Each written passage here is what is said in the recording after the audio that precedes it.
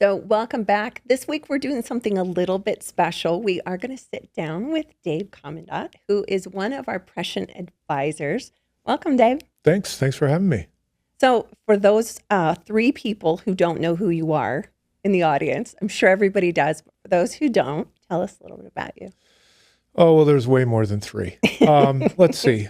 Retired CISO from the Boeing company. I retired a couple years ago and knew that I wanted to keep working. I just wanted to work differently.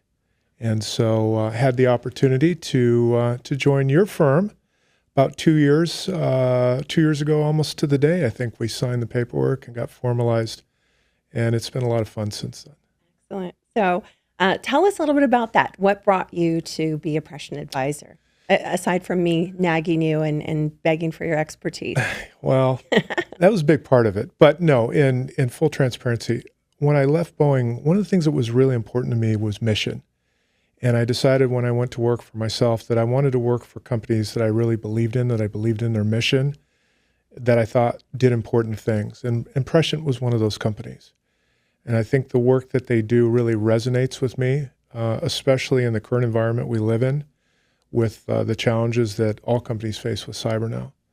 And so it was a really easy decision to look at that and feel like this is a place I could fit in and hopefully help a little bit. Yeah, you absolutely have. I think I tell people all the time that it's really hard to translate cyber into English sometimes, and especially when you talk with a physical security crowd. I think you've been a really important translator, if you will, for people who want to figure out how to expand what they're doing to include all kinds of things that maybe 5 years ago even were not even an option or on anyone's radar. So to be able to have you speak to that, to the business case, as someone who has presented to boards, has led teams, has led companies and advised companies, I think it's been a really, really educational process, if you will, for a lot of people in our networks. And I know that I learned from you just how you're taking what we do every day and kind of showing us a different way to look at it or a different way to communicate it. It's been really helpful.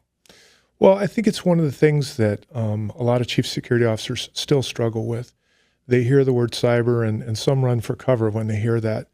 And the reality is the convergence between physical and cybersecurity issues is here. It's been here for a long time. And I think it's really important that the CSOs take the time. You don't have to have technical expertise. That's not important. That's what the CISO and his or her team is for. But you need to be conversational in it, and you need to understand how the two organizations can integrate to solve that kind of holistic risk. And I found a number of years ago that that's what I needed to do. If we were going to protect the information of the Boeing company, we had to work together. And so learning just a little bit and listening a lot to the experts talk made it much easier to have those conversations and then be able to understand, here are the strengths and benefits of the IT security organization, but here are the strengths and benefits that my team can bring and how they complement each other. And so that's really the secret sauce. It's not about having to understand the bits and bytes and all the technical jargon, although that's helpful. But it's not an imperative. What is an imperative is a desire to work together to solve a common problem. Which is a lot of the uphill climb, right? You and I presented last year at GSX for ASIS on insider threat programs. And you talked a lot in that about buy-in with different teams and how you kind of navigated that choppy water, which I think a lot of companies are trying to do now, is how do we share tools, share knowledge, and bring it together in a way that helps protect the organization and, kind of makes our programs better, more holistic, with less gaps. So I think it's a conversation that we've been all having for a while, but it just keeps expanding to, I think, more and more people and more tools and different use cases. It's interesting today at the ISMA meeting where I just came from. Even now, large U.S. corporations are struggling with how to put a program together and how to sell it. It always seems to come down to the budget associated with putting a program together like this. And you can spend infinite amounts of money. There's no question about that. But you can also have a really effective program that is very affordable if, again, you work together and you leverage the existing tools that exist within your own organization, other organizations, whether it's IT, HR, the law department, the ethics organization, all of those groups have information that when it comes to insider threat, help reduce that risk. And so it's a matter of just figuring out what can you do and getting started. And that's most of the time, that's the hardest part, is the getting started. Right. The other details work themselves out. You and I have been talking a little bit more lately about the Paris Olympics and monitoring and things like that. Talk to me, if you would, about your conversations around that, monitoring in particular, especially for events, but also different types of monitoring. And then what else you're hearing lately from people when you're talking? Yeah, I think that's an area that's still, unfortunately, for a lot of companies, a blind spot. They have a tendency to not take a look deeper at what are the impacts, the ancillary impacts of being associated with an event, whether they themselves could be the target or just the event that they're attending and the association with that event. And so for the companies that do that, that spend the time and the energy to assess that risk of participation, I think they're much better prepared, and they go into those events with a much greater level of confidence because they've done their due diligence. They understand what could happen, and they've already taken steps to mitigate that risk. It's the other companies that go in kind of blindly, and especially at an event like the Olympics, all the grandeur of being in Paris this summer, it's going to be spectacular. But there's risk associated with this event, and that risk looks and feels different for lots of different entities that will be participating. And to not understand that is, I think, a big miss on a company's part. I agree. It's kind of like when your executive travels, you're building a team around them, right? Mm-hmm. So you're checking out the hotel, you're making sure transportation is covered, you're making sure that you've done the advance work for all of that. For the companies that are monitoring for the Olympics, they have that advance work before they ever go, so that they know if there's a specific type of threat that they should be looking for, whether it be a cyber threat or any kind of protests or demonstrations or impact to travel, or maybe some opposition to their sponsorship or some ancillary thing, kind of like you mentioned with proximity, right?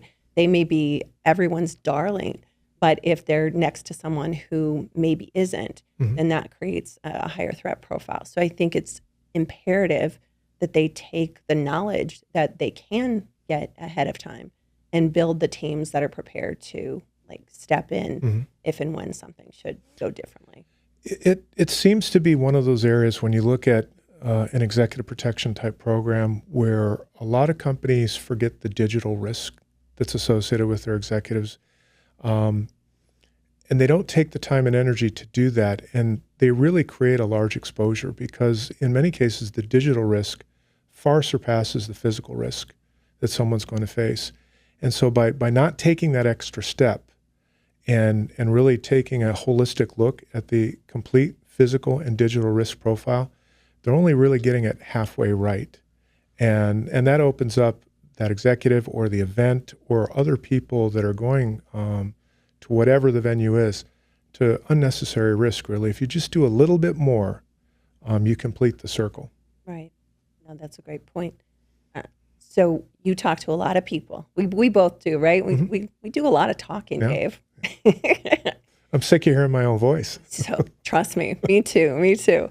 When we're having these conversations, I know what I'm hearing, but what are people coming to you with as for their major concerns? Like what's on their radar? What's on their what keeps me up at night kind of list for things that they're anticipating and they're building teams or processes around?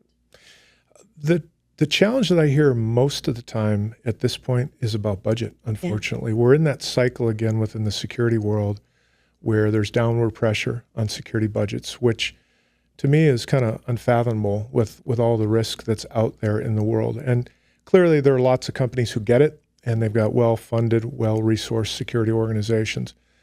But there are a lot of major corporations out there now that are putting downward pressure on chief security officers and also within their IT security organizations, which to me is the recipe for disaster. It's not a matter of if, it's a when we're going to have another major event in this country.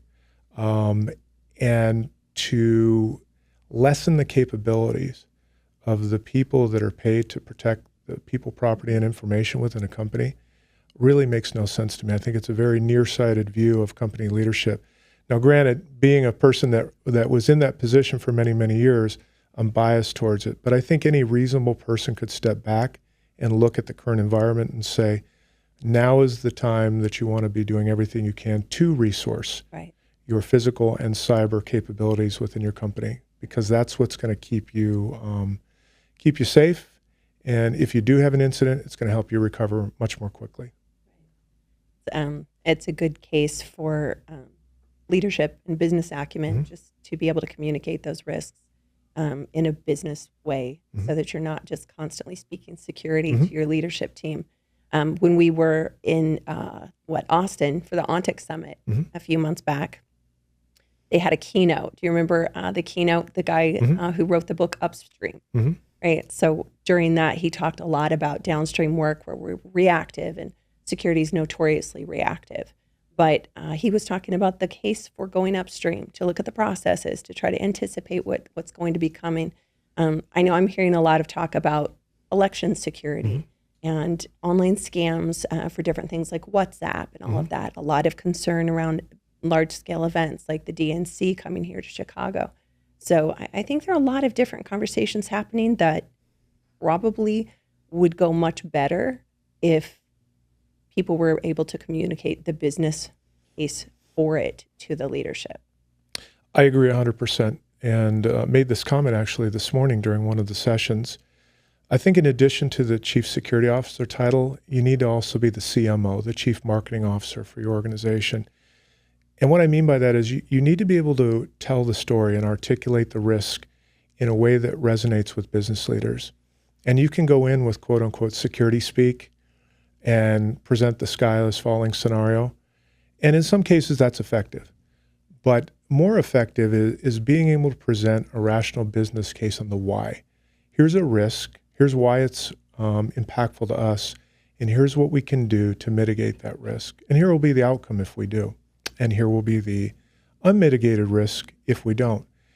And I think if you're able to do that and you have credibility with your leadership, and I think achieving credibility is by being able to do this on a regular basis, then you're better positioned to be able to help those things get done that need to get done.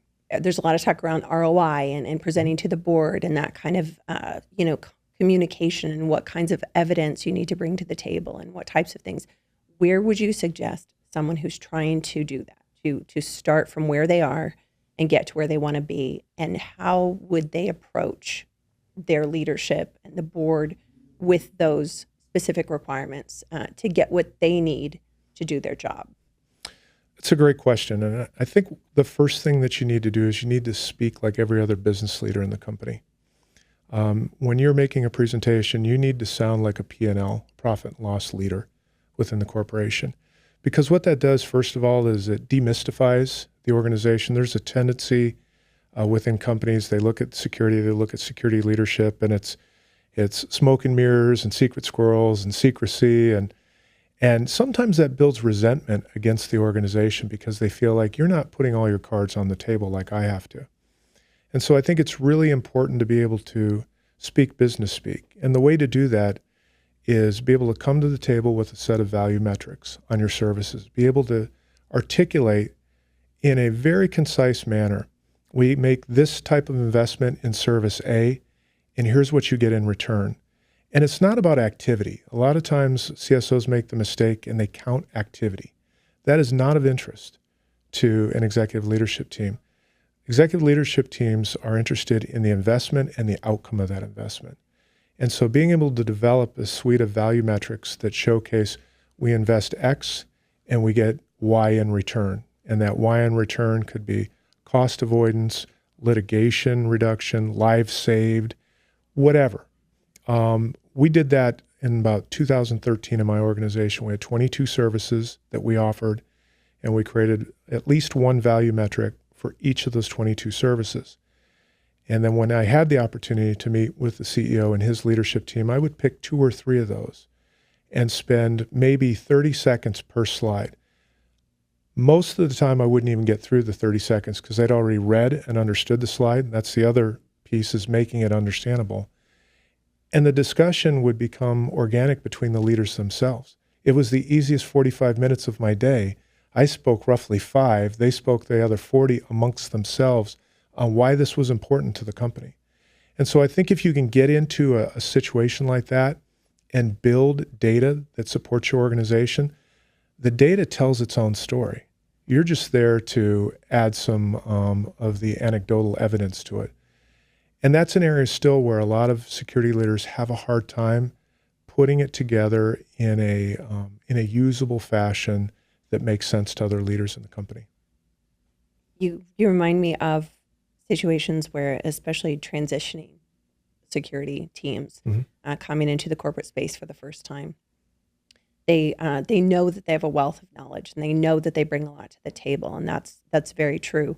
But to take the time to acclimate to the culture for the organization that you're going into, and to your point with speaking the business language, to know what that looks like in that organization, that it's not going to be the same that they came from before, whether that's their service or 4 other different corporations before that. It's going to be a different conversation, and learning that language where you are and getting with the stakeholders that can help you do that, and that can help you establish more buy-in and work together collaboratively, I think is a really important part of security teams, kind of getting to that place where you can spend 5 minutes and everyone is right on board. They understand what you need. They are happy to do it. But that's what they say, right? You get paid all this money for 5 minutes of your time. But how many years did you have to learn to prepare for that 5 minutes? It's such an important thing. Culture in companies is important. And you made a great point. Whether you're coming from another company or you're leaving government service or government law enforcement and you're coming in and establishing a security organization or taking over one, to not understand the culture that you're walking into is a big mistake, because that culture runs deep, and your ability to be effective, your team's ability to influence within the company depends on how you interact with that culture. So you can fight it, or you can learn about it, and over time help to change it or help modify it if it needs to be modified or changed. But to come in and decide that you're going to do something your way is not usually the recipe for success for anyone, let alone the senior leader of an important organization like security or IT. I think that's definitely one of those organizations where you need to come in and learn the landscape before you start making significant changes, because the changes that you do make, if you understand the culture, will be successful. If you don't, most of them will fail, and they'll fail badly. So recently we have taken on a new fun adventure, you and I and Prescient and all of us. Talk to me about our friendship and our good relationship with International SOS. This is one of those classic win-win opportunities for both International SOS and Prescient. As part of International SOS's desire to further enhance their executive protection capability, they've partnered with Prescient to provide executive digital protection and also event intelligence. And this is an area where Prescient's expertise is industry leading, and it really creates a very holistic executive protection offering for International SOS through their physical security providers, their robust intelligence operations, and now the cyber capability that Prescient brings to the table. It's a very unique offering and really kind of a one-stop shop for them. And I think the companies that get the opportunity to go in, as we discussed earlier, and do this executive digital protection, the information that Prescient can bring to the table, and when they see the types of information that are actually out there about leadership or about their company, I think most people are pretty stunned at what they see. So I think it's a real important kind of final piece of a product offering, and we couldn't have picked a better partner than Prescient, that's for sure. I love that. No, so Tell us about your relationship with International SOS. I know you're a beloved advisor to us, but tell me about how you help them. I'm one of 5 senior security advisors here within the United States for International SOS. 4 of them are former chief security officers from large corporations. The 5th comes from a senior level in government service. And so we were each brought on for kind of different reasons. Collectively, we know a lot of people in the industry, but each brings a different skill set. I've been fairly focused on helping them enhance their executive protection offering. I have a pretty deep background in that, both prior to my Boeing career and then throughout my Boeing career. So I'm passionate about doing it and doing it right. And we've got some great partners in that space. So that's where I spend a lot of time, but not all my time. There are always different needs and asks within the company. And when we can help with a product or service, an offering, or even a customer, we absolutely jump in and do that. So it's been fun. Yeah, I enjoy all the conversations just because, to your point, it is a one-stop shop for a lot of things. When someone's already working with us or someone's already working with International SOS, it's really nice to just be able to augment what the other does in a way that it just expands their programs, it expands their knowledge and their reach and the intel that they're receiving and the decisions that they're making. And oftentimes, one or the other will already have a trusted relationship. We understand their culture, we understand their companies and their leadership, and to be able to just naturally have that turnkey perspective where we'll bring each other into something and just say, hey, like, here's where we are. We've been doing this with this company for some time.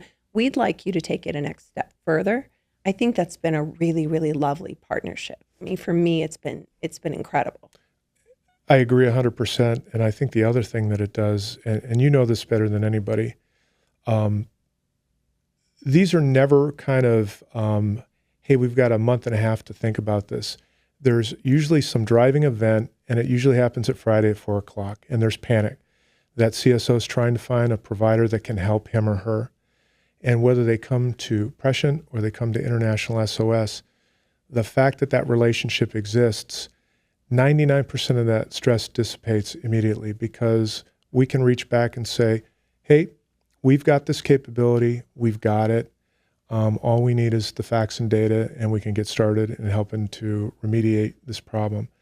And that's a real win for a company. And to have it easily available and easy to turn on, especially Friday at 4 p.m., it alleviates a lot of stress. I agree. And it's always Friday at 4 p.m. Absolutely it is. It's just never Monday at 9. Sometimes it's Saturday at 8 a.m. too. Sometimes it's Saturday night at 11 p.m. I use that example often because it does happen. Yep, absolutely. Especially cyber events. They do not like business hours. Nope. They love holidays. They love off times that people are enjoying their lives. Well, that's intentional too, right? Yeah. They want to inflict as much damage as they can, as quickly as they can, and surprise a lot of people. And what better time than Friday after 5 p.m.? Exactly, when they can get in unnoticed and get out before people even realize they were there. Yeah. So it's really cool to be here in person with you. Yeah. Because usually I spend my Friday afternoon watching your latest recap. So to be here in the studio, I want an autograph before I leave. I think the team here deserves the autograph. They're the ones who put up with me. Well, they get a star too, a gold star. No, it's fun. It's fun to be in here, and I'm really, really glad that we were able to do this and sit down, and thank you for making time for me always. Me too. I'm going to try to get a Bavets afterward. There we go. Everybody's going to be so jealous. Thanks for having me. Of course. Thanks for being here.